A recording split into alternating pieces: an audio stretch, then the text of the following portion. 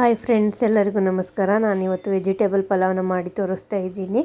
ತುಂಬ ಟೇಸ್ಟಿಯಾಗಿರುತ್ತೆ. ಮಕ್ಕಳ ಲಂಚ್ ಬಾಕ್ಸ್ಗೂ ಹಾಕ್ಬೋದು. ಬನ್ನಿ ಹೇಗೆ ಮಾಡೋದಂತ ನೋಡೋಣ. ಇದಕ್ಕೆ ಮೊದಲು ನಿಮಗೆ ನನ್ನ ವೀಡಿಯೋಗಳು ಇಷ್ಟ ಆದರೆ ಪ್ಲೀಸ್ ಲೈಕ್ ಮಾಡಿ, ಸಪೋರ್ಟ್ ಮಾಡಿ, ಸಬ್ಸ್ಕ್ರೈಬ್ ಮಾಡಿ. ನಿಮ್ಮೊಂದು ಸಬ್ಸ್ಕ್ರೈಬಿಂದ ನಮಗೆ ತುಂಬ ಹೆಲ್ಪ್ ಆಗುತ್ತೆ. ಬನ್ನಿ ಹೇಗೆ ಮಾಡೋ ಅಂತ ನೋಡೋಣ. ನಾನಿವಾಗ ಏನೇನು ಸಾಮಗ್ರಿ ಬೇಕು ಅಂತ ಹೇಳ್ತಾ ಇದ್ದೀನಿ. ಧನಿಯಾ ಪೌಡ್ರು, ಅಚ್ಕಾರದ ಪುಡಿ, ಅರಿಶಿನ ಪುಡಿ ಮತ್ತು ಒಣಗಿರೋ ಬಟಾಣಿನ ನೆನೆಸಿಟ್ಕೊಂಡಿದ್ದೀನಿ. ಮತ್ತು ಆಲೂಗೆಡ್ಡೆ, ಕ್ಯಾರೆಟು, ಬೀನ್ಸ್ನ ಕಟ್ ಮಾಡಿ ಇಟ್ಕೊಂಡಿದ್ದೀನಿ. ಮಸಾಲೆಗೆ ಪುದೀನ, ಕೊತ್ತಂಬರಿ, ಶುಂಠಿ, ಬೆಳ್ಳುಳ್ಳಿ, ಹಸಿಮೆಣ್ಸಿಕಾಯಿನ ತಗೊಂಡಿದ್ದೀನಿ.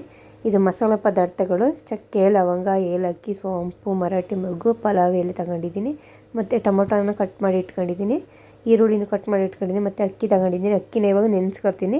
ಅದಕ್ಕೆ ಮೊದಲು ಇವಾಗ ಒಂದು ಬಾಣಲಿಗೆ ಸ್ವಲ್ಪ ಎಣ್ಣೆ ಹಾಕಿ, ಎಣ್ಣೆ ಕಾದ್ಮೇಲೆ ಮಸಾಲೆ ಪದಾರ್ಥಗಳನ್ನ ಹುರ್ಕೊಳ್ಳೋಣ. ಬೆಳ್ಳುಳ್ಳಿ, ಶುಂಠಿ, ಕೊತ್ತಂಬರಿ ಸೊಪ್ಪು ಮತ್ತು ಪುದೀನ ಸೊಪ್ಪು, ಹಸಿಮೆಣ್ಸಿಕಾಯಿ ಇದನ್ನೆಲ್ಲನೂ ಹಾಕಿ ಚೆನ್ನಾಗಿ ಫ್ರೈ ಮಾಡ್ಕೋಬೇಕು. ಹಸಿ ವಾಸನೆ ಹೋಗೋ ಥರ ಚೆನ್ನಾಗಿ ಫ್ರೈ ಮಾಡ್ಕೊಂಡು ಈ ಥರ ಬಾತ್ ಮಾಡಿದ್ರೆ ತುಂಬ ಟೇಸ್ಟಿಯಾಗಿರುತ್ತೆ. ಮಸಾಲೆ ಸ್ಮೆಲ್ಲು ಬರೋಲ್ಲ.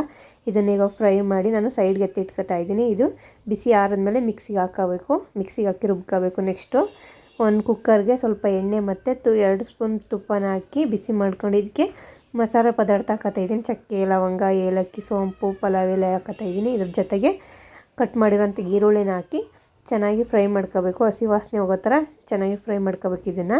ಇದು ಫ್ರೈ ಆದಮೇಲೆ ಇದಕ್ಕೆ ಇವಾಗ ನಾನು ಒಂದು ಮೀಡಿಯಮ್ ಸೈಜ್ ಟೊಮೊಟೊನ ಕಟ್ ಮಾಡಿ ಹಾಕ್ತಾಯಿದ್ದೀನಿ.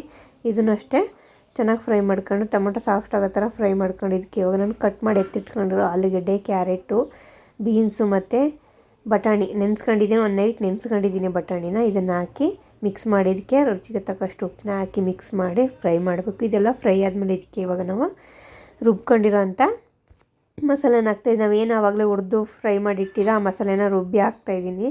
ಮಸಾಲೆ ಫ್ರೈ ಮಾಡಿರೋದ್ರಿಂದ ಜಾಸ್ತಿ ಹೊತ್ತು ಫ್ರೈ ಮಾಡೋ ಅವಶ್ಯಕತೆ ಇಲ್ಲ. ಇವಾಗ ಇದಕ್ಕೆ ನಾನು ಧನಿಯಾ ಪುಡಿ ಮತ್ತು ಅಚ್ಕಾರದ ಪುಡಿ, ಅರಿಶಿನ ಪುಡಿನ ಹಾಕಿ ಮಿಕ್ಸ್ ಮಾಡ್ತಾಯಿದ್ದೀನಿ. ಇದೆಲ್ಲ ಚೆನ್ನಾಗಿ ಮಿಕ್ಸ್ ಆಗಿ ಒಂದು 2 ನಿಮಿಷ ಆದಮೇಲೆ ಇದಕ್ಕೆ ನಾನು ನೀರು ಹಾಕತ್ತಾಯಿದ್ದೀನಿ. ನಾನು ರುಬ್ಬಿರೋ ಜಾರ್ಗೆ ಇನ್ನು ಸ್ವಲ್ಪ ನೀರು ಹಾಕ್ತಿದ್ದೀನಿ. ನೆಕ್ಸ್ಟು ನಮಗೆ ಕ್ವಾಂಟಿಟಿ ನೀರು, ಅಕ್ಕಿಗೆ ಎಷ್ಟು ನೀರು ಬೇಕೋ ಅಷ್ಟು ನೀರನ್ನ ಹಾಕಿ ಕುದಿಯೋಕೆ ಇಡ್ತಾಯಿದ್ದೀನಿ. ಇದು ಕುದೀತಾ ಇರ್ಬೇಕಾದ್ರೆ ಇವಾಗ ನೆನೆಸಿಟ್ಕೊಂಡಿರೋ ಅಕ್ಕಿನ ಹಾಕ್ತಾಯಿದ್ದೀನಿ. ಮಿನಿಮಮ್ ನಾನು ಇದನ್ನ ಒಂದು 15 ನಿಮಿಷ ನೆನೆಸಿಟ್ಕೊಂಡಿದ್ದೆ. ಅಂದರೆ ಮಸಾಲೆ ಎಲ್ಲ ಫ್ರೈ ಮಾಡಿ ರುಬ್ಬೋ ತನಕ ನಾನು ನೆನೆಸ್ಕೊಂಡಿದ್ದೆ ಅಕ್ಕಿನ. ಇವಾಗ ಇದನ್ನ ಅಕ್ಕಿನೆಲ್ಲ ಹಾಕಿ ಚೆನ್ನಾಗಿ ಮಿಕ್ಸ್ ಮಾಡಿ ಇವಾಗ ಟೇಸ್ಟ್ ನೋಡಿ ಉಪ್ಪು ಹಾಕಬೇಕು. ನಾನು ಇನ್ನೊಂದು ಸ್ವಲ್ಪ ಉಪ್ಪು ಬೇಕಿತ್ತು ಹಾಕಿ ಮಿಕ್ಸ್ ಮಾಡಿ ಇವಾಗ ಕುಕ್ಕರ್ನ ಕೂಗೋಕ್ಕೆ ಇಟ್ಟಿದ್ದೆ. ನಾನು 2 ವಿಸಲ್ ಬರ್ಸ್ಕೊಂಡಿದ್ದೀನಿ ನೋಡಿ. ಇವಾಗ ಕುಕ್ಕರೆಲ್ಲ ಬಿಟ್ಟಿದೆ. ಇವಾಗ ಓಪನ್ ಮಾಡಿ ತೋರಿಸ್ತಾ ಇದ್ದೀನಿ. ಬಾತು ತುಂಬ ಚೆನ್ನಾಗಾಗಿದೆ. ನಾನು ಬೆಳಗ್ಗೆ ತಿಂಡಿಗೆ ಮತ್ತು ಮಕ್ಕಳ ಲಂಚ್ ಬಾಕ್ಸ್ಗೆ ಅಂತ ಮಾಡಿದ್ದೆ. ಇವಾಗ ನನ್ನ ಮಗಳಿಗೆ ಸ್ಕೂಲಿಗೆ ರೆಡಿಯಾಗಿಲ್ಲ, ಅವಳಿಗೆ ತಿಂಡಿನ ಹಾಕ್ಕೊಡ್ತಾ ಇದ್ದೀನಿ.